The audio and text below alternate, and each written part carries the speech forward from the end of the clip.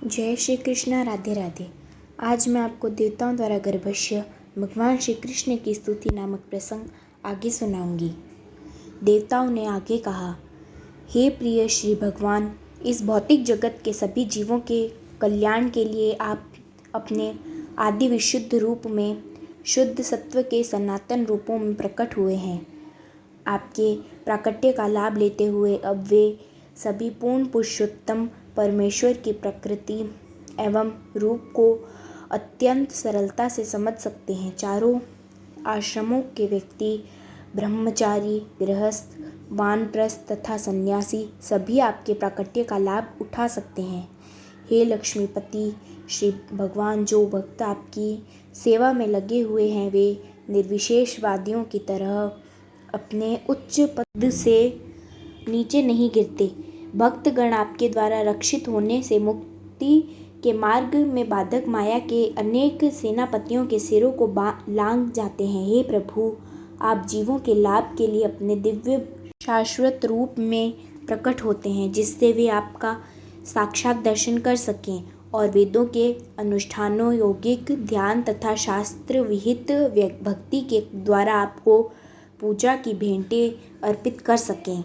हे श्री भगवान, यदि आप अपने सत्य चित्त आनंद रूप में जो आपके पद के बारे में सभी प्रकार की मनगढ़ंत अविद्या को दूर करने वाला है, न प्रकट होते तो सभी लोग अपने अपने भौतिक गुणों के अनुसार आपके विषय में केवल कल्पना करते हैं।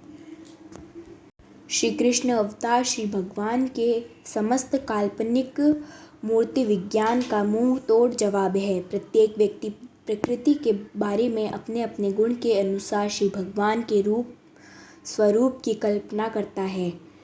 ब्रह्म संहिता में कहा गया है कि श्री भगवान पुरातन पुरुष हैं, अतः कुछ धर्मानुयायी कल्पना करते हैं कि ईश्वर अत्यंत प्राचीन होंगे, अतः वे श्री भगवान को अत्यंत वृद्ध पुरुष की भांति अंकित करते हैं। किंतु उसी ब्रह्म संहिता में इसका प्रतिवाद भी हुआ है कि यद्यपि वे समस्त जीवों से प्राचीन हैं, तथापि उनका शाश्वत रूप सदैव तक तरुक है। श्रीमद् भागवत में इस प्रसंग में ये शब्द प्रयुक्त है, विज्ञानम अज्ञानभिद् आत्माजर्णम। विज्ञानम का अर्थ है श्री भगवान संबंधित दिव्य ज्ञान। विज्ञानम का अर्थ अनुभूत ज्ञान भी है। दिव्य ज्ञान गुरु परंपरा की अवरोधी विधि से स्वीकार किया जाता है। जैसे ब्रह्म संहिता में ब्रह्मा इस कृष्ण ज्ञान को प्रस्तुत करते हैं। ब्रह्म संहिता विज्ञानम है जो ब्रह्मा के दिव्य अनुभव के रूप में अनुभूत हुआ है, और इस तरह उन्होंने दिव्य धाम में श्री कृष्ण की लीलाओं तथा उनके स्वरूप को प्रस्तुत किया है।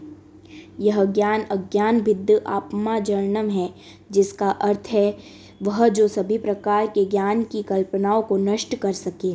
अज्ञान के वशीभूत होकर लोग श्री भगवान के स्वरूप की कल्पना करते हैं और उनकी कल्पना के अनुसार कभी वे साकार होते हैं तो कभी निराकार। किंतु ब्रह्म संहिता में श्री कृष्ण का प्रस्तुतिकरण विज्ञानम अर्थात वैज्ञानिक है, अनुभूत ज्ञान है जिसे ब्रह्मा ने प्रदान किया और भगवान चैतन्य ने स्वीकार किया। इसमें कोई संदेह नहीं है। श्री कृष्ण का रूप, उनकी वंशी, उनका रंग सब कुछ सत्य है। यहाँ यह कहा गया है कि यह विज्ञान समस्त प्रकार की चिंतन परक विद्या को सदैव मात देता है।